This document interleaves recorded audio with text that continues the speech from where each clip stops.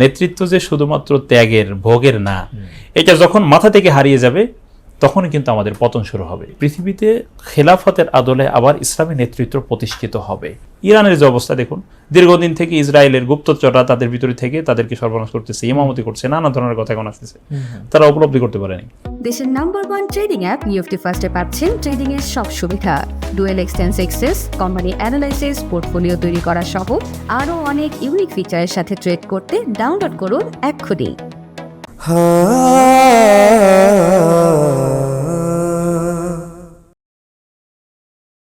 আসসালামু আলাইকুম ওয়া রাহমাতুল্লাহি ওয়া বারাকাতুহু।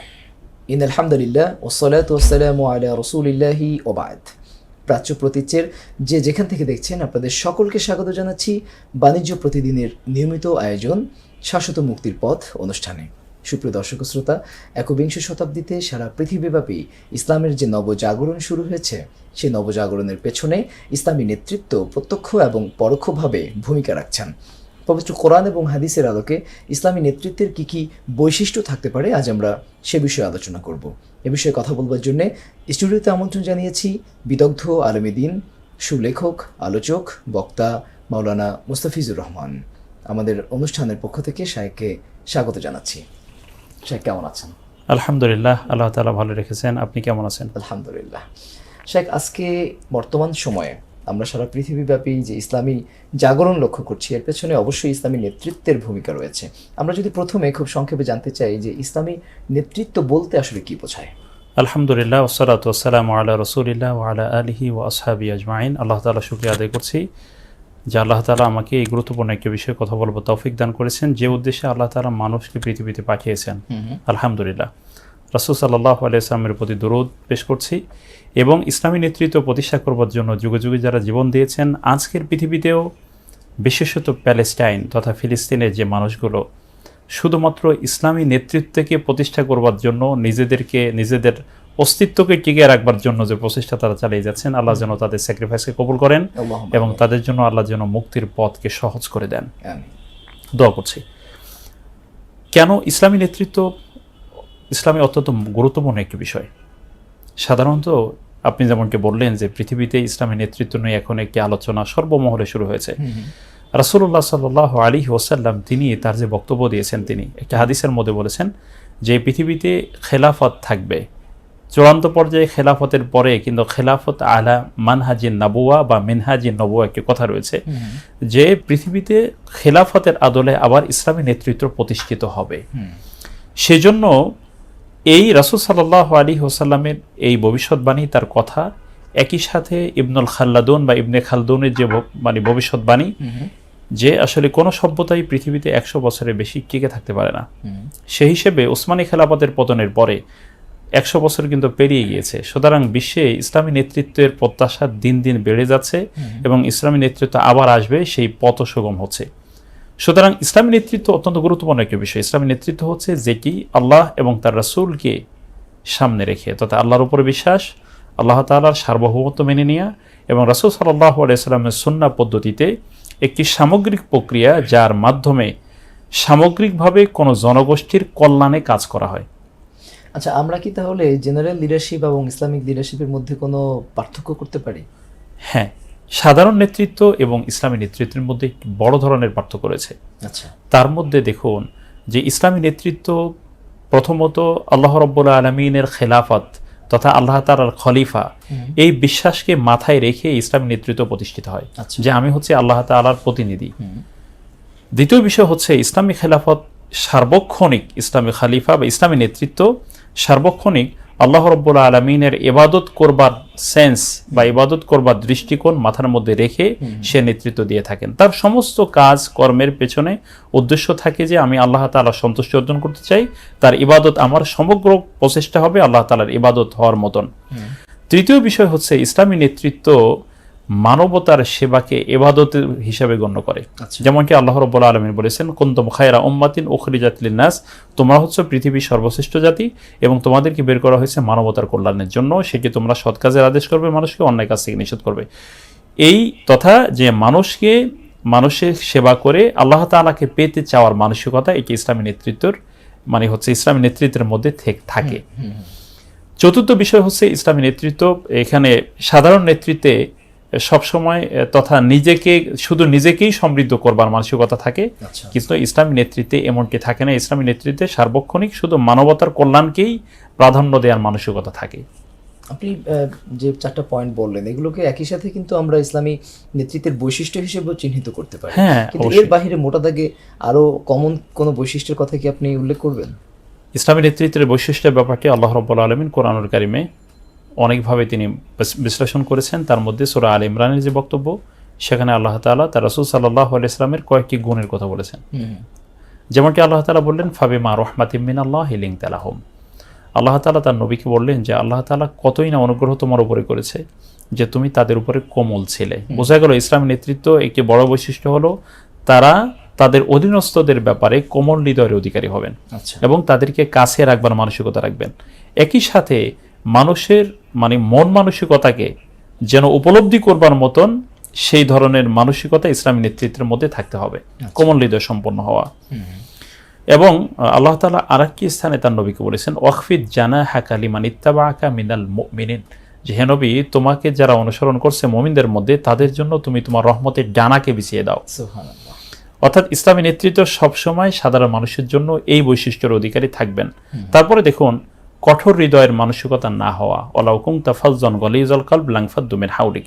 এটি কিন্তু নেতৃত্বের বৈশিষ্ট্য যে তুমি যদি কঠোর হৃদয়ের অধিকারী হতে, তাহলে সাধারণ মানুষগুলো তোমার কাছ থেকে দূরে সরে যেত। এবং ইব্রাহিম আলাইহিস সালামের যে বিষয়টি আমরা জানি, যে তিনি যখন তার পরিবারকে কাবাঘরের চত্বরে রেখে গেলেন, তিনি বললেন, হে আল্লাহ, ফাজআল আফইদাতাম মিনান নাসি তাহওয়ি ইলাইহিম, যে কিছু মানুষের হৃদয়কে তুমি এই মানুষের দিকে ঝুঁকিয়ে দাও। এর মাধ্যমে বোঝা গেল যে আসলে সাধারণ মানুষের হৃদয়ের মধ্যে ঢুকতে পারা, এটাও ইসলামী নেতৃত্বে কিন্তু একটা বড় বৈশিষ্ট্য, যেন কঠোর হৃদয়ের মানসিকতা তার মধ্যে না থাকে। এবং একই সাথে আল্লাহ তাআলা বললেন যে ওয়াশাউইরহুম ফিল আমর ফাইদা আযামতা ফাতাওয়াক্কাল আলাল্লাহ। ইসলামী নেতৃত্ব পরামর্শ ভিত্তিক চলবে। ইসলামী নেতৃত্বের পেছনে থাকবে পরামর্শ ছাড়া ইসলামী নেতৃত্ব নিজে চলবে না। নিজের মত মতন স্বাধীনভাবে তিনি যাচ্ছে তাই তিনি করতে পারবেন না পরামর্শের বাইরে। আর চতুর্থ হলো, পরামর্শ নেওয়ার পরে কোনো একটা ব্যাপারে যখন আমরা সিদ্ধান্তে পৌঁছে যাব, সেই সিদ্ধান্তে অটল থাকতে হবে এবং এটা আবশ্যক হয়ে যাবে। যেমনটি অনেক সময় ইসলামী নেতৃত্বের বাইরে যারা থাকেন, তারা অনেক সময় এই সিদ্ধান্তের উপরে টিকে থাকতে পারে। ব্যত্যয় আমরা লক্ষ্য করি যে দলীয় ফোরামে কোনো একটা ফোরামে কোনো বিষয়ে কথা হয়, বাহিরে উনি নিজের মতো করে মতামত দিচ্ছেন। ইসলামী নেতৃত্বে এই ধরনের দৃষ্টিভঙ্গি আমরা কখনোই দেখব না। এই পয়েন্টগুলোর বাইরে মানুষের মৌলিক যে মানবীয় গুণাবলীগুলো রয়েছে, সেগুলো তো আসলে পরিপূর্ণ মাত্রা ইসলামী নেতৃত্বের মধ্যে থাকা চাই। অবশ্যই থাকতে হবে। এই যে ইসলামী নেতৃত্ব, সেটা তো মানবিক মূল্যায়ন বা মানবিক গুণাবলীর বাইরে গিয়ে নয়। ইসলাম কতগুলো সীমানা নির্ধারণ করে দিয়েছে মাত্র, কিন্তু ইসলাম কখনোই কোনো ব্যক্তির প্রতিভাকে, তার স্বাভাবিকতাকে বন্ধ করে দিতে চায়নি, থামিয়ে দিতে চায়নি, বরং সেটিকে বিকশিত করবার জন্য সর্বোচ্চ নীতি বা সর্বোচ্চ পদ্ধতি প্রয়োগ করবার চেষ্টা করেছে বা করেছে।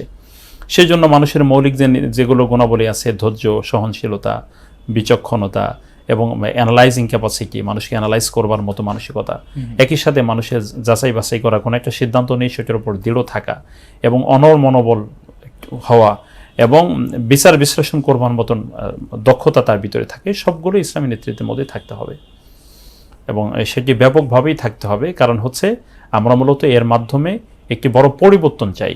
অর্থাৎ নেতৃত্বের কিন্তু একটা বড় তার ভিতরে টার্গেট থাকবে যে আমি চেঞ্জ চাই, আমি পরিবর্তন করতে চাই।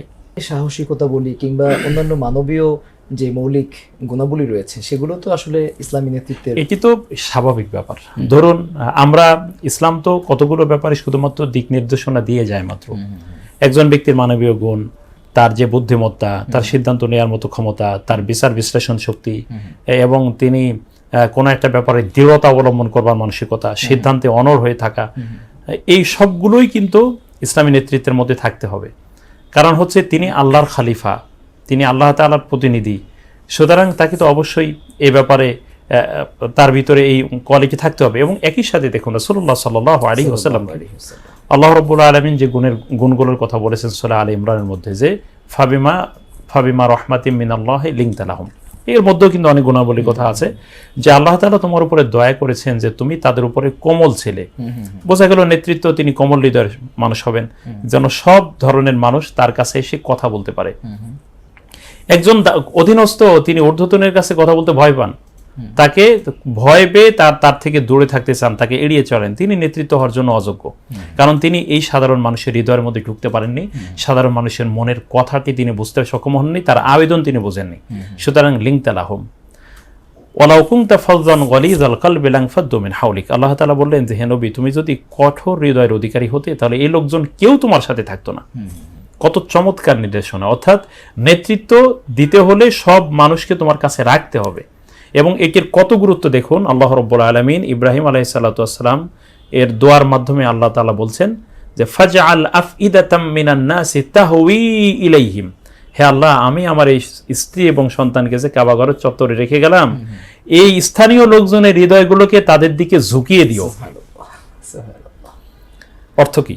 অর্থ হচ্ছে মানুষগুলোর আবেদন, মানুষের হৃদয়ের আবেদন জন্য এরা বুঝতে পারে যে মানুষ আসলে আমাদের কাছে কি চায়। লিংতা লাহুম, আল্লাহ তাআলা বললেন যে যদি কঠোর হৃদয়ের অধিকারী হতে তাহলে এই লোকজন তারা তোমার সাথে থাকতো না। ফাআফু আনহুম ওয়াস্তাগফির লাহুম ওয়াশাউরিরহুম ফিল আমর। এখানে কথা বলা হয়েছে তাদেরকে ক্ষমা সুন্দর দৃষ্টিতে দেখো। একটা ভুল করেছে অধস্তন কর্মী বাহিনীকে ক্ষমা সুন্দর দৃষ্টিতে দেখো। একটা ভুল করার পরে আর তার আর ক্ষমা নেই। আমরা তো অনেক সময় এমনটা আমাদের ভিতরে জেহালাত বা অজ্ঞতা চলে আসে। একজন লোক ভুল করেছে, আর ওনাকে আর আমার মধ্যে রাখা যাবে না, উনি মস্ত বড় অপরাধ করে ফেলেছেন, না এটা তো হবে না। একজন ব্যক্তি ভুল করবার পরে তিনি শুধরে যাবেন এবং তিনি আমার আমার থেকে চ্যুত হওয়ার মানে হলো যে তিনি সম্পূর্ণরূপে বাতিল হয়ে গেছেন এমনকি নয়, তার ভালো গুণাবলী আছে।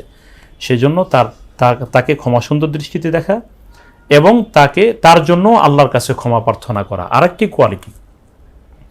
অর্থাৎ একজন নেতা তিনি যখন আল্লাহর কাছে দোয়া করবেন তখন তিনি বলবেন, আল্লাহ আমার অধীনস্থদের উপর তোমার রহমত নাজিল করো। এই লোকজন কিন্তু তুমি আমাকে দায়িত্ব দিয়েছো পরিচালনা করবার জন্য, এবং আমি বিশ্বাস করি যে কাল কিয়ামতের ময়দানে তোমার নবীর যে বক্তব্য যে কোনো ব্যক্তিকে যদি আল্লাহ তাআলা 10 জন মানুষ পরিচালনার দায়িত্ব দেন এবং কাল কিয়ামতের ময়দানে এই 10 জন ব্যক্তির জবাবদিহিতা না দিয়ে সেই ব্যক্তিকে আল্লাহ তাআলা শিকল পরিহিত অবস্থায় তুলবেন। জবাবদিহিতা দেওয়ার পরেই তিনি তার অধীনস্থ লোকজনের জবাবদিহিতা আল্লাহ তাআলার সামনে তার জেরা হওয়ার পরেই তারপরে আল্লাহ তাকে মুক্তি দিবেন। সুবহানাল্লাহি ওয়া বিহামদিহি, আল্লাহু আকবার। কত বড় কথা! তাহলে তাদের জন্য ক্ষমা চাওয়া এবং ওয়াশাউরিরহুম ফিল আমরি, শেষে আল্লাহ তাআলা বললেন তাদের সাথে পরামর্শ করা। যখন তুমি তাদের সাথে পরামর্শ করবে, পরামর্শ করে সিদ্ধান্তের উপরে তুমি অটল থাকবে। শেখ, আপনি এই যে বেশ কয়েকটা গুণের কথা বললেন ইসলামী নেতৃত্বের জন্য। আমরা তো জানি যে রাসূলুল্লাহ সাল্লাল্লাহু আলাইহি ওয়াসাল্লামের জীবনে আমাদের প্রত্যেকটি ক্ষেত্রে সর্বোত্তম আদর্শ তিনি। তো তার জীবনে ইসলামী লিডারশিপের যে কোয়ালিটিগুলো বললেন সেগুলো আসলে কিভাবে ফুটে উঠেছে? চমৎকারভাবে। এবং এখানে যখন রাসূল সাল্লাল্লাহু আলাইহি ওয়াসাল্লামের জীবনী বিশ্লেষণ করলেই আমরা নেতৃত্বের একটা বড় প্রমাণ, তিনি কিভাবে নেতৃত্ব দিয়েছেন তার প্রমাণ পাই। দেখুন তার মধ্যে একটা কোয়ালিটি আমি যদি বলি, রাসূলুল্লাহ সাল্লাল্লাহু আলাইহি ওয়াসাল্লামের অধীনস্থ জনশক্তির মধ্যে ছিল নানান বৈচিত্র্যের মানুষ। কেউ ছিলেন সাহিত্যিক, কেউ ছিলেন গবেষক, কেউ ছিলেন শরীয় বিষয়ে পণ্ডিত, কেউ ছিলেন কবিতাতে পারদর্শী, কেউ ছিলেন যুদ্ধে সমর বিশারদ। রাসূলুল্লাহ সাল্লাল্লাহু আলাইহি ওয়াসাল্লাম এই নানান কোয়ালিটির মানুষকে একই সুতো নিয়ে আসতেন। কিভাবে? তিনি প্রত্যেককে যার যার স্থানে মূল্যায়ন করতেন। বেলাল রাদিয়াল্লাহু তাআলা আনহুকে যে মূল্যায়ন করেছেন, আবু হুরায়রা রাদিয়াল্লাহু তাআলা আনহুকে সেই মূল্যায়ন করেননি। আবার আবু বকর রাদিয়াল্লাহু তাআলা আনহুকে যে মূল্যায়ন করলেন, ওমর রাদিয়াল্লাহু তাআলা আনহুকে সেভাবে মূল্যায়ন করেননি। রাসূল সাল্লাল্লাহু আলাইহি ওয়াসাল্লাম আবু বকরের ব্যাপারে এক ধরনের গুণাবলীর কথা বলেছেন, ওমর রাদিয়াল্লাহু তাআলা আনহুর ব্যাপারে আরেক ধরনের গুণাবলীর কথা বলেছেন, ওসমানের ব্যাপারে এক ধরনের বলেছেন, আলীর ব্যাপারে আরেক ধরনের বলেছেন। আপনি লক্ষ্য করবেন কারোর সাথে কারো কোয়ালিটিকে তিনি মিলাননি, প্রত্যেককে তার জায়গায় সেরা রেখেছেন। তিনি তার জায়গায় সেরা রেখেছেন। এর মানে হলো সালমান আল ফারিস রাদিয়াল্লাহু তাআলা আনহুর তিনি যেভাবে পরীক্ষা খনন তথা যুদ্ধের সময় বিশারদ ছিলেন, হাসান ইবনে সাবিত রাদিয়াল্লাহু তাআলা আনহু তিনি আবার কবিতায় পারদর্শী ছিলেন। দুইজনের মূল্যায়ন কিন্তু সমান না। এই জন্য রাসূল সাল্লাল্লাহু আলাইহি ওয়াসাল্লামের প্রথম তিনি মানুষের তার অধীনস্থ জনশক্তির মধ্যে কার কি গুণাবলী আছে এটাকে বিকশিত করবার জন্য তিনি সার্বক্ষণিক সর্বোচ্চ সতর্কতা অবলম্বন করেছেন। এই লোকজনের প্রতিভাকে যেন নষ্ট করে দেয়া না হয়, কারণ এটা আল্লাহ দান করেছেন। তাহলে যখনই আপনি আপনার অধীনস্থ জনশক্তির কোয়ালিটিকে মূল্যায়ন করতে পারবেন, এবং তখন এই প্রত্যেকটা জনশক্তি এক এক সময় এক একটা নিউক্লিয়াস হয়ে উঠবে। কারণ হচ্ছে তিনি বুঝতে পারবেন অধীনস্থরা যে আমার ঊর্ধ্বতন আমার এই কোয়ালিটির মূল্যায়ন করেছেন। একটা বিষয়। দ্বিতীয় যে বিষয় সেটি হচ্ছে, দেখুন রাসূল সাল্লাল্লাহু আলাইহি ওয়াসাল্লাম প্রত্যেককে তার জায়গায় স্পেশালিস্ট করবার জন্য তিনি তার কি পরিমাণ তার মানে হচ্ছে তার ব্যাকুলতা, তার পদক্ষেপ। আবু হুরায়রা রাদিয়াল্লাহু তাআলা আনহুকে তিনি যে হাদিস বিশারদ বানিয়েছেন, এটা তার পরিকল্পনার অংশ। ইবনে আব্বাস রাদিয়াল্লাহু তাআলা আনহুকে তিনি তাফসীর বিশারদ বানিয়েছেন, তার পরিকল্পনার অংশ। আল্লাহুম্মা ফাক্কিহু ফিদ্দীন ওয়া আল্লিমহু তাউইল বলে তার জন্য দোয়া করেছেন, তাকে সেইভাবে। আমরা কখনোই শুনি না যে ইবনে আব্বাস রাদিয়াল্লাহু তাআলা আনহু যুদ্ধে বিরাট ভূমিকা রেখেছেন, আমরা শুনি না। সঠিক সঠিক। খালিদ ইবনে ওয়ালিদ রাদিয়াল্লাহু তাআলা আনহুকে তিনি আবার সেইভাবে যুদ্ধের জন্য তৈরি করেছেন। অর্থাৎ রাসূল সাল্লাল্লাহু আলাইহি ওয়াসাল্লাম তিনি কাকে কোন ফিল্ডে কাজে লাগাতে হবে, একটা হলো তার প্রতিভাটাকে বের করে নিয়ে আসা, তাকে তার ভিতরের যে সুপ্ত প্রতিভা আছে সেটাকে মেলে ধরতে তিনি যেন পারেন, সে পথ তৈরি করে দেয়া। একই সাথে এই মানের লোকজনকে আবার উৎসাহ দিয়ে তাকে সেইভাবে কাজে লাগানো। এই দুইটি কাজই রাসূল সাল্লাল্লাহু আলাইহি ওয়াসাল্লাম অত্যন্ত বিচক্ষণতার সাথে তিনি করেছেন। তারপরে দেখুন, রাসূল সাল্লাল্লাহু আলাইহি ওয়াসাল্লাম একই সাথে তিনি আবার খেলার ছলে, মাঝে মাঝে খেলার ছলে তাদের যোগ্যতাও কিন্তু পরীক্ষা করে ফেলতেন। আচ্ছা, এমনটি কিন্তু অসংখ্য নজির রয়েছে যে খেলার ছলে কিভাবে তাদের ভিতরে উৎসাহ উদ্দীপনা তৈরি করে তাদেরকে তৈরি করে প্রতিভাগুলোকে বিকশিত করে রাখা। এবং দেখুন, নেতৃত্বের একটা বড় কোয়ালিটি রাসূল সাল্লাল্লাহু আলাইহি ওয়াসাল্লাম, সেটা হচ্ছে সবাইকে উজ্জীবিত রাখা। এটা বিরাট কোয়ালিটি। আপনি কোনো মানুষকে আমি যখন চালাতে চাই, তাকে যদি আমি উজ্জীবিত করে না রাখি, তাহলে তিনি কিন্তু একবারে দুর্বল, নিস্তেজ হয়ে যাবে সার্বক্ষণিক। মানে একটা কঠিন কাজ তাকে দিয়ে করানো হচ্ছে, কিন্তু সেটাও তিনি দেখুন পরীক্ষা খননের সময়, খন্দকের যুদ্ধে পরীক্ষা খনন, যখন যুদ্ধ সালমান আল ফারিস রাদিয়াল্লাহু তাআলা আনহুর পরামর্শে তিনি পরীক্ষা খনন করলেন, তিনি দোয়া করতেছেন, কবিতা আবৃত্তি করছেন। জি জি, আল্লাহুম্মা লা আইশা ইল্লা আইশাল আখিরা ফাগফিরিল আনসার ওয়াল মুহাজিরা। তিনি মানে হচ্ছে কবিতা আবৃত্তি করছেন একটা কঠিন কাজের সময়। আপনি লক্ষ্য করবেন, এটা এখানে বড় ধরনের একটা শিক্ষা আছে যে রাসূল সাল্লাল্লাহু আলাইহি ওয়াসাল্লাম একটা কঠিন সময়েও তার যে সাথীদেরকে, তার অধীনস্থদেরকে উজ্জীবিত করবার মানসিকতা, এভাবে তিনি এর মাধ্যমে তিনি মূলত চাইছেন যে না, তাদের কাছ থেকে এই কাজটা নিব, কিন্তু তার জন্য উজ্জীবিত করে রাখা যায়। এক্ষেত্রে দুইটি ব্যাপার। একটি ব্যাপার হচ্ছে যে আমাদের বর্তমানে যিনি আমার অধীনস্থ আছে, তার ভিতরে কি কোয়ালিটি আছে। আর একটি হচ্ছে বাতিল শক্তি, যে ইসলামিক নেতৃত্বের অধীনে এখন নেই, কিন্তু তিনি এখন ইসলাম বিরোধী শক্তি আছে, তার প্রতিবাদটাকেও কিভাবে নিয়ে আসা যায় সেটার প্রচেষ্টা চালানো। দেখুন, বদর যুদ্ধে রাসূল সাল্লাল্লাহু আলাইহি ওয়াসাল্লাম যুদ্ধবন্দীদেরকে আনলেন এবং তিনি বললেন যে তোমাদের এই কাফিরদের যারা যুদ্ধবন্দী হয়ে এসছো, তাদের মুক্তি হবে যদি তোমরা একজন ব্যক্তি 10 জন মুসলিমকে তোমার এই জ্ঞানকে ছড়িয়ে দিতে পারো। এখানে কি ব্যাপারটা কি বোঝা গেল? ব্যাপারটি হচ্ছে যে তার গুণাবলী আমার মধ্যে ঢোকাতে হবে। এবং এই রাসূল সাল্লাল্লাহু আলাইহি ওয়াসাল্লামের এই কাজের প্রমাণ পাওয়া যায় সূরাতুল হুজুরাতের মধ্যে। আপনি লক্ষ্য করবেন, আল্লাহ তাআলা বলছেন, ওয়াজআলনাকুম শুউবা ওয়া ক্বাবাইলা লিতাআরাফু। তোমাদেরকে আমি বিভিন্ন গোত্রে, বিভিন্ন রঙে, বিভিন্ন এই যে কাবিলা গোত্রে বিভক্ত করেছি। কেন? যেন লিতাআরাফু, পরস্পর পরিচিত হতে পারে। মানে হলো তুমি যেন তার কোয়ালিটি রিসিভ করতে পারো, তোমার কোয়ালিটি যেন তোমার থেকে সে নিতে পারে। তুমি যেন তার কালচার সম্পর্কে অভিজ্ঞতা নিতে পারো, তোমার কালচার সম্পর্কে যেন সে অভিজ্ঞতা নিতে পারে। এর মাধ্যমে রাসূলুল্লাহ সাল্লাল্লাহু আলাইহি ওয়াসাল্লাম একটা ইউনিক জাতি গঠন করবার জন্য এই বৈচিত্র্যময় কোয়ালিটি বা যোগ্যতা তার অধীনস্থদের মধ্যে তৈরি করবার চেষ্টা করেছে। ইনক্লুসিভ নেশন কিন্তু এর মধ্যে দিয়ে বিল্ড আপ হচ্ছে। আমরা আপনি তো বেশ চমৎকারভাবে রাসূল সাল্লাল্লাহু আলাইহি ওয়াসাল্লামের তার জীবনে বা তার চরিত্রে নেতৃত্বের এই কোয়ালিটিগুলো কিভাবে ফুটে উঠেছিল সেটি ব্যাখ্যা করলেন। আমরা যদি বর্তমান সময়ে সেই পন্থায় রাসূল সাল্লাল্লাহু আলাইহি ওয়াসাল্লামের যে বৈশিষ্ট্যগুলো আপনি এতক্ষণ বর্ণনা করলেন, সেটি যদি আমরা প্রয়োগ করতে চাই আমাদের ইসলামিক লিডারশিপে, সেক্ষেত্রে আমাদের কি করণীয় বা কোন পদক্ষেপে আমাদের আগানো উচিত? আলহামদুলিল্লাহ, এই খুবই চমৎকার একটি বিষয়ের প্রশ্ন অবতারণা করেছেন যে আমরা বর্তমানে সেইভাবে যদি করতে চাই আমরা কি করতে পারি। আমাদের লোকবলের অভাব নেই, মানে কোনো মানে ইসলামিক যারা আছেন তাদের কোনো স্তরেই কিন্তু মানুষের অভাব নেই। কিন্তু অভাবটা কোথায়? অভাবটা হচ্ছে, আরবিতে একটা প্রবাদ রয়েছে, লিকুল্লি ফান্নিন রিজাল। বলা হয় যে পৃথিবীর প্রত্যেকটি জ্ঞানের শাখায় বা অভিজ্ঞতার শাখায় লোক আছে। আমাদের কাজ হচ্ছে আমাদের ভিতরে যে প্রতিভাগুলো আছে, অর্থাৎ আমাদের ইসলামিক জনশক্তি যারা আছেন বা ইসলামিক তাওহীদ ভিত্তিক মানে হচ্ছে চেতনায় যারা নিজেদেরকে তৈরি করেছেন, তাদের প্রত্যেকের মধ্যে কিন্তু কোনো না কোনো যোগ্যতা আছে।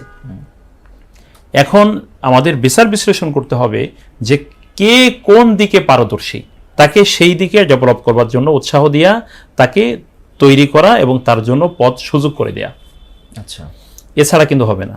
একজন ব্যক্তি যেদিকে যিনি যেতে চান এবং তার মনও সেই দিকে যাওয়ার সায় দেয়, সেই দিকে যাওয়ার মতন উপাদান তার ভিতরে আছে, সে মানের প্রতিভাও তার ভিতরে আছে, কিন্তু আমি তাকে আটকে দিচ্ছি। তিনি তাহলে ভিন্ন মাত্রায় যদি যেতে চান তাহলে আসলে ওই মানের প্রতিভা তিনি তৈরি করতে পারবেন না তার নিজকে। তাহলে প্রথমে আমাদেরকে আইডেন্টিফাই করতে হবে যে আসলে কে কোন দিকে যেতে চায়, সেই দিকে তাকে তৈরি করতে হবে, যেমন রাসূল সাল্লাল্লাহু আলাইহি ওয়াসাল্লাম করেছেন। দ্বিতীয় বিষয় হচ্ছে যে এই পারদর্শিতার যারা এই মানে হচ্ছে যে যেদিকে যাওয়ার মতন মানে হচ্ছে তার নিজের সুযোগ রয়েছে এবং তিনি সেই দিকে যেতে পারবেন, সেই ব্যাপারে তাকে পর্যাপ্ত সহযোগিতাও করা দরকার। আচ্ছা, পর্যাপ্ত সহযোগিতা তাকে করতে হবে, এই যে দ্বিতীয় দিক। তৃতীয় বিষয় হচ্ছে যে আমাদের বর্তমানে যে ঘাটতিগুলো আছে এগুলো চিহ্নিত করতে হবে, যে আমাদের বর্তমানে ইসলামী নেতৃত্বের শূন্যতাগুলো কোথায় কোথায়, কোন কোন জায়গায় আমাদের আসলে শূন্যতা রয়েছে। এখানে দেখবেন যে আমাদের লোকবলের, আমাদের পৃথিবীতে মানে ইসলামী নেতৃত্ব যারা দিতে চান বা দিচ্ছেন তাদের লোকবলের কোনো অভাব নেই, ব্যাপক লোকবল আছে। আর ইসলাম কিন্তু কখনোই সংখ্যার মাধ্যমে পৃথিবীতে ইসলামের কোনো মূল্যায়ন হয় না, ইসলামের মূল্যায়ন হয় কোয়ালিটির মাধ্যমে, কোয়ান্টিটি নয়। এখন এই পরিমাণ জনশক্তিকে এর মধ্যে কিন্তু নানামুখী লোক আছে, কিন্তু আমরা বুঝতে পারছি না যে কোন দিকে আমাদের সংকটটা, এখন কোন দিকে আমাদের লোক দরকার, একেও কিন্তু আমরা অনেক সময় বিচার বিশ্লেষণ করে বের করতে আমরা সক্ষম হই না। আমরা দেদার কাজ করে যাচ্ছি, আমরা চালিয়ে যাচ্ছি, কিন্তু এই ধরনের বিচার বিশ্লেষণ আমাদের মধ্যে তৈরি হয়নি। এই জন্য সেটি খুঁজে খুঁজে সেই জায়গাগুলোতে মানে গুরুত্ব দিতে হবে, সেই মানের লোককে সেখানে তৈরি করতে হবে, ট্রেন আপ করতে হবে, তাদেরকে সেভাবে তৈরি করতে হবে, ফিল্ড স্পেশালিস্ট তৈরি করতে হবে, বিভিন্ন ক্ষেত্র বিশেষজ্ঞ যারা তাদেরকে তৈরি করতে হবে।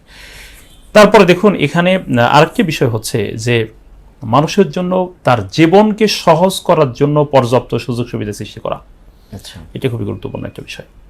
এবং এটি রাসূল সাল্লাল্লাহু আলাইহি ওয়াসাল্লামের একটি নীতির অংশ। আপনি লক্ষ্য করবেন রাসূল সাল্লাল্লাহু আলাইহি ওয়াসাল্লাম খাদ্যের সংস্থান করেননি, কিন্তু তাকে বিশেষজ্ঞ রূপে তৈরি করতে চেয়েছেন, এমনটা একদম পাওয়া যায় না। বরং প্রত্যেকটি মানুষের মৌলিক অধিকার কিভাবে নিশ্চিত করা যায়। একজন ব্যক্তি খুব প্রতিভাবান কিন্তু তার সংসার চলছে না, তিনি শিল্পী অঙ্গনে খুব ভালো মানের শিল্পী, কিন্তু তিনি বিজনেস করছেন আমের বিজনেস ধরুন, আচ্ছা, তিনি অন্য কোনো ফিল্ডে ব্যবসা করছেন, ব্যবসাটা খারাপ না, ব্যবসা ভালো, কিন্তু তিনি যে ফিল্ডের, তিনি তো ওই ফিল্ডে তিনি ভালো করতে পারতেন, কিন্তু ওই ফিল্ডে দেখা যাচ্ছে সেই মানে সুযোগ সুবিধা তিনি পাচ্ছেন না পাওয়ার কারণে তার এই বিরাট একটা প্রতিভা থাকা সত্ত্বেও তিনি ওই ফিল্ডটাকে সাইডে ফেলে দিয়ে বিকল্প একটা পথে, তার কারণ সংসার চালাতে হবে, তার নিজকে বেঁচে থাকতে হবে। এই জন্য এই জায়গায়ও কিন্তু গুরুত্ব দিতে হবে, আর না হলে ভালো মানের শক্তি আমরা পাবো না। এভাবে যদি আমরা তৈরি করতে পারি তাহলে ইনশাআল্লাহ তাআলা আমাদের ভালো মানের লোক তৈরি হবে এবং যারা ভবিষ্যতে এই পৃথিবীর নেতৃত্ব দেওয়ার মতো যোগ্যতা সম্পন্ন লোক তৈরি হবে। আপনি মৌলিক যে বৈশিষ্ট্যের কথাগুলো এতক্ষণ আলোচনা করলেন কোরআন এবং হাদিসের আলোকে এবং রাসূল সাল্লাল্লাহু আলাইহি ওয়াসাল্লামের জীবন থেকে, আমরা যদি বাংলাদেশের প্রেক্ষাপট চিন্তা করি, সেক্ষেত্রে আলাদা কোনো বৈশিষ্ট্য কি প্রয়োজন আছে বাংলাদেশের ইসলামিক লিডারশিপের জন্য? বাংলাদেশের লিডারশিপের ক্ষেত্রে আসলে আলাদা খুব বেশি প্রয়োজন নেই, কারণ রাসূল সাল্লাল্লাহু আলাইহি ওয়াসাল্লাম তো তিনি সবার জন্যই তিনি আদর্শ ছিলেন এবং সর্বকালে সর্বসময়ে যে তাকে তার আদর্শগুলোকে প্রয়োগ করা যায়, তার সুন্নাহগুলোকে কার্যকর করা যায়, এটা তিনি দেখিয়ে গিয়েছেন। কিন্তু এখানে একটা বিষয় মাথায় রাখতে হবে, সেটি হচ্ছে এই যে একটি দেশের ভৌগোলিক অবস্থা এবং সেই দেশের মানুষের চিন্তা, হাজার বছরের সংস্কৃতি এবং মানুষের মন মানসিকতা, চিন্তা চেতনা, সিদ্ধান্তে অনড় থাকা না থাকা, অনেকগুলো বিষয়ের উপরে কিন্তু এই জনপদের নেতৃত্ব নির্ভর করে। সেই হিসেবে দেখুন যে এখানে নেতৃত্ব যারা দিতে চান তারা এই অত্র জনপদের মানুষের মেন্টালিটি কিন্তু বুঝতে হবে। যেমন ধরুন এখানে কেন এই কথাটা বললাম, আরবদের যে বৈশিষ্ট্য ছিল, আরবদের বৈশিষ্ট্য হচ্ছে তাদের ভিতরে ছিল চরম সত্যবাদিতা। কোন একজন ব্যক্তির জীবন বিসর্জন দিয়ে দিবে তো মিথ্যা বলবে না, যে গুণ থেকে আমরা এখনো সেই বানের গুণে আমরা বুঝতে পারিনি। আচ্ছা, আমানতদারিতা, সে যতটা যে মানের বিধর্মীয় হোক, তিনি ইসলাম গ্রহণ করেননি, কিন্তু তার আমানতদারিতার জায়গায় তিনি অনড় না, এটা হবে না, আমানতদারিতার প্রশ্ন কোনো ছাড় হবে না। এর বহু ঘটনা রয়েছে যে আবু সুফিয়ান রাদিয়াল্লাহু তাআলা আনহু তিনি বলেছেন, তিনি যখন রাসূল সাল্লাল্লাহু আলাইহি ওয়াসাল্লামের বৈশিষ্ট্য সম্পর্কে তাকে প্রশ্ন করা হলো, তিনি বলেছিলেন যে যদি তোমরা আমাকে মিথ্যাবাদী বলার ভয়ে যদি আমি না পেতাম, যে তোমরা আমাকে মিথ্যাবাদী মিথ্যা বলছো, তাহলে আমি মুহাম্মদ সাল্লাল্লাহু আলাইহি ওয়াসাল্লাম মুহাম্মদের ব্যাপারে মিথ্যে কথা বলতাম, কিন্তু তোমরা আমাকে মিথ্যাবাদী যেন বলতে না পারো, এই জন্য তার ব্যাপারে সব সত্য কথা বলেছি। চিন্তা করেন, অর্থাৎ তিনি কিন্তু মুসলিম হননি, কিন্তু বলছেন না আমাকে মিথ্যাবাদীর অপবাদ দিবে, সুতরাং এটা আমি কখনোই মেনে নিতে পারি না। আমি সেজন্য তার ব্যাপারে সত্য কথা বলেছি। তখন পর্যন্ত মুসলিম হননি, তখন পর্যন্ত তিনি মুসলিম হননি, পরবর্তীতে তিনি মুসলিম হয়েছিলেন। তা বোঝা গেল এটি কিন্তু আমাদের ভিতরে ওই মানের এমানের দৃঢ়তা তৈরি হয়নি। তারপরে এখানে বড় একটা ব্যাপার হচ্ছে সিদ্ধান্তে অনড় থাকার ব্যাপার। আপনি যদি রাহিকুল মাখতুম যেটি এখানে যে কথাগুলো বলা হয়েছে এর মধ্যে এই কথাটাও আছে যে রাসূল সাল্লাল্লাহু আলাইহি ওয়াসাল্লাম অল্প সময়ে এমন একটা জাতিকে পরিবর্তন করে ফেললেন আল্লাহ তাআলার নির্দেশক্রমে। এর মধ্যে অনেক বৈশিষ্ট্যের মধ্যে এটিও তাদের অন্যতম ছিল যে কোনো একটা ব্যাপার যখন তারা হৃদয়ে মনে গ্রহণ করেছেন, পৃথিবী একদিকে, তাদের সিদ্ধান্ত একদিকে। আমরা কি এমনটি পারি? আমরা সকালবেলা এক সিদ্ধান্ত নিই, দুপুরে পরে আরেকটা সিদ্ধান্ত নিই, সন্ধ্যার পরে নিই আরেকটা। আরবরা বলেছেন বলেছি তো বলেছি। খুজাইমা রাদিয়াল্লাহু তাআলা আনহুর ব্যাপারটি দেখেন যে তিনি বললেন যে রাসূল সাল্লাল্লাহু আলাইহি ওয়াসাল্লাম বললেন যে মানে তার এই যে সাক্ষ্যদানের যে ব্যাপারটি, মান শাহিদা লাহু খুজাইমা ফাহুয়া ইয়াকফি, তিনি কতটা দৃঢ় ছিলেন যে ইয়া রাসূলুল্লাহ আপনি যেহেতু আপনার কথার উপরে ভিত্তি করে যেহেতু আমরা আমাদের সমস্ত কিছুকে বিসর্জন দিলাম, সুতরাং আপনি এই ইহুদির এই মানে হচ্ছে পণ্যের টাকা পরিশোধ করেছেন, অর্থ পরিশোধ করেছেন, সেটার উপরে আমার বিশ্বাস আছে, কারণ শুধু আপনার কথাই তো আমরা সব পিছনে ফেলে চলে আসছি। আমরা এমনটা কয়জনে পারি? আমরা তো পারি না। আমরা তো সেই মানের সিদ্ধান্ত নিয়ে টিকেই থাকতে পারি না। কিন্তু এই কারণে বাংলাদেশের যারা নেতৃত্ব দিবেন তারা এই বিষয়গুলো মাথায় রেখে তারপরে নেতৃত্ব বিষয় দিতে হবে। সে যত বড় পাকা মুসল্লি হোক, দেখা যাবে যে এইটার উপরে সে আদৌ টিকে থাকতে পারবে কিনা এ নিয়ে চিন্তা করেই তারপরে সিদ্ধান্ত নিতে হবে, নেতৃত্বের এই বিষয়গুলো মাথায় রাখতে হবে।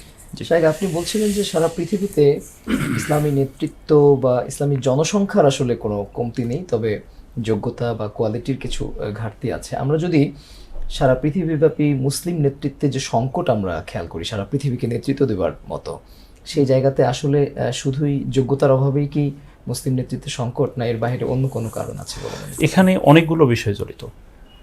ইসলামী নেতৃত্ব তথা মানুষ পরিচালনা, এটার সাথে প্রথম কিন্তু মানে হচ্ছে জ্ঞানের একটা সম্পর্ক রয়েছে। জ্ঞান বলতে হচ্ছে মানে জ্ঞান, বিজ্ঞান, প্রযুক্তি সব কিছু এটার সাথে সম্পৃক্ত।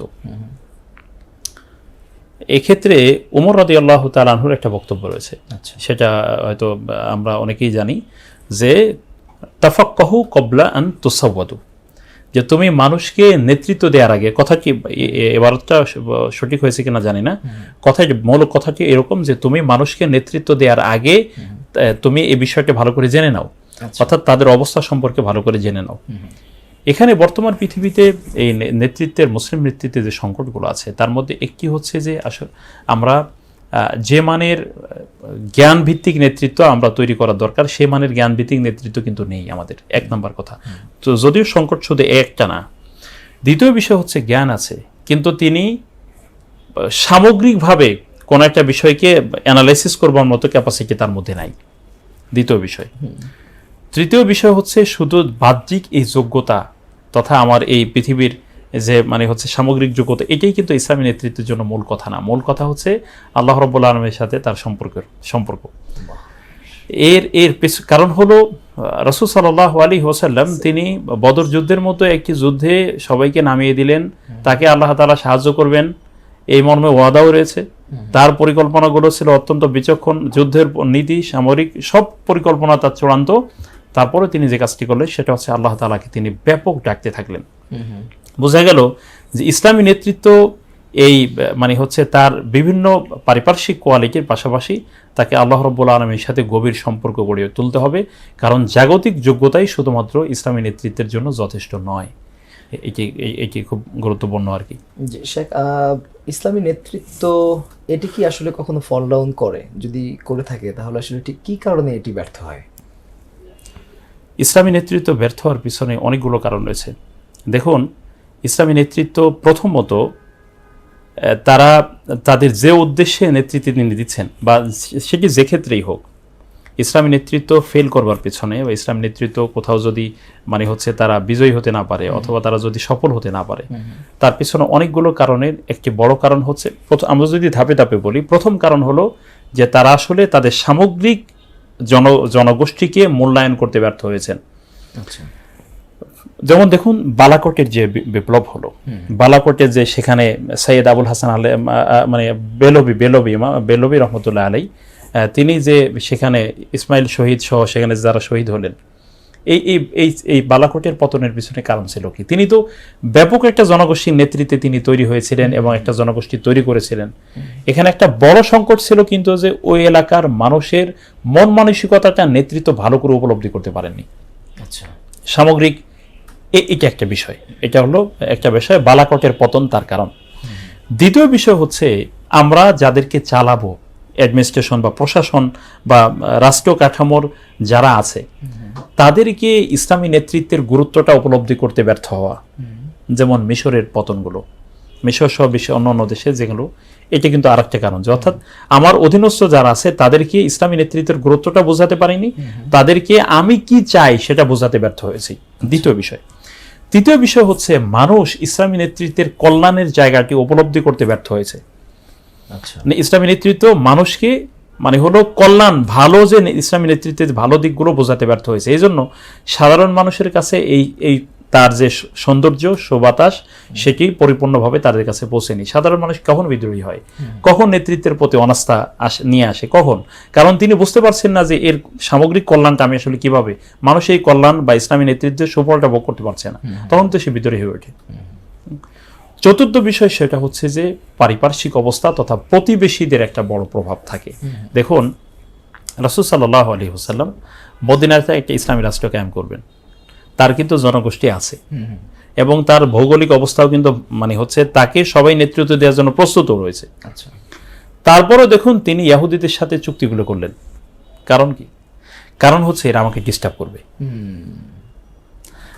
আপনি যখনই কোনো একটা জনগোষ্ঠীর ভিতরে ইসলামী নেতৃত্ব প্রতিষ্ঠা করবেন, কিন্তু তার প্রতিবেশী আশপাশে যারা, তারা যদি ভালো না হয়, তারা যদি আপনাকে ডিস্টার্ব করে, তাহলে আপনি টিকে থাকে খুবই কঠিন হয়ে পড়বে।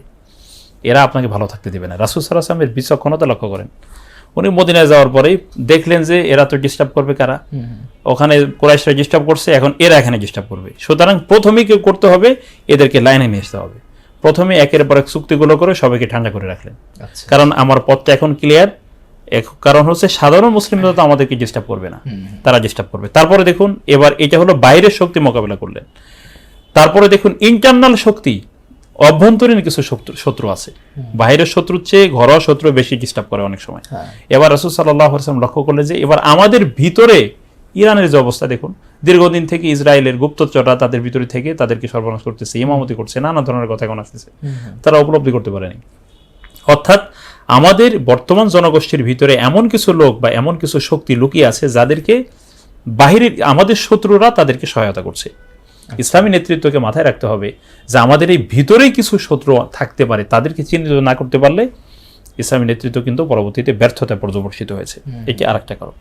ফাইনালি হচ্ছে সর্বশেষ যদি আমরা এটা বলি, সেটা হচ্ছে ইসলামী নেতৃত্ব যখন তার উদ্দেশ্যচ্যুত হবে, জাগতিক ভোগবিলাসে ব্যাপকভাবে নিমগ্ন হয়ে যাবে, নেতৃত্ব যে শুধুমাত্র ত্যাগের ভোগের না, এটা যখন মাথা থেকে হারিয়ে যাবে, তখন কিন্তু আমাদের পতন শুরু হবে।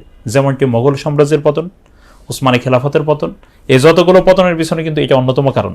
সেটা হচ্ছে যে আসলে আমাদের ইসলামী নেতৃত্বের মূল টার্গেট কি, যে আল্লাহ সন্তুষ্টি, মানবতার সেবা। এখান থেকে যখন আমরা সরে নিজেদের পেট নীতি আর স্বার্থপরতার নীতিতে চলে যাব, তখনই কিন্তু এই সমস্ত কারণে ইসলামী নেতৃত্ব আসলে ব্যর্থতায় পর্যবসিত হয় বা হয়েছে। আমরা আমাদের অনুষ্ঠানের একেবারে শেষ পর্যায়ে চলে এসেছি। সর্বশেষে 1 মিনিটে যদি আপনি আমাদের তরুণ সমাজের প্রতি কোনো মেসেজ থাকে যে তারা আসলে কিভাবে ইসলামী নেতৃত্ব গ্রহণ করবে, অথবা তাদের মধ্য থেকে কিভাবে ইসলামী নেতৃত্ব তৈরি হবে। আমি আল্লাহ তাআলার কাছে দোয়া করছি এবং তরুণদেরকে আহ্বান করছি যে পৃথিবীতে হচ্ছে পৃথিবীটি যোগ্য মানুষের জন্য।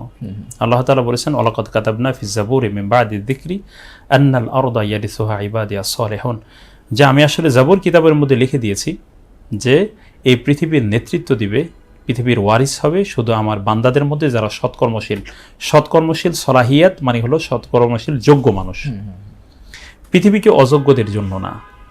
এই জন্য আমি প্রথমে বলবো যে নেতৃত্ব গ্রহণ করবার মানসিকতা নিয়ে প্রত্যেককে যোগ্য করে গড়ে তুলতে হবে।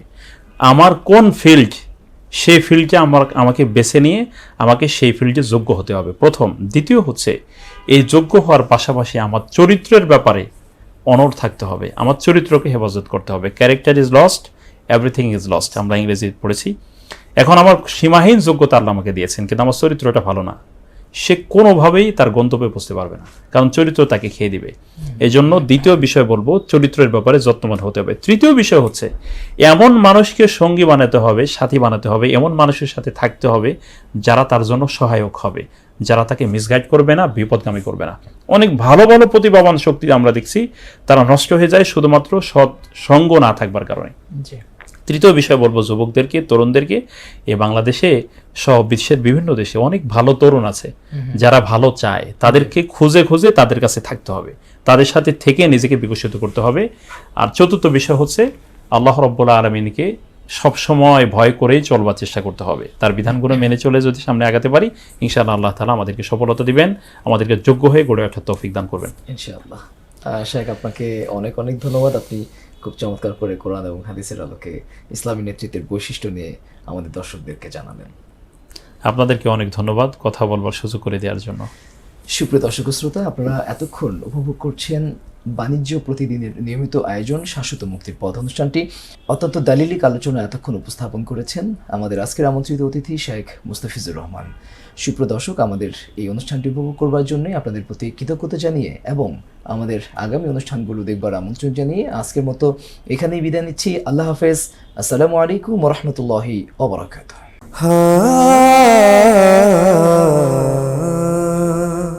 ইউএফটি ফার্স্টের সাথে ট্রেড করুন যে কোনো জায়গা থেকে। ক্যাম্পাসে ক্লাসের ফাঁকে, ঢাকার জ্যামে বসে কিংবা ঘরে বসে, ট্রেডিং এখন হাতের মুঠোয়। তাই ট্রেড করুন যখন খুশি, যেখানে খুশি।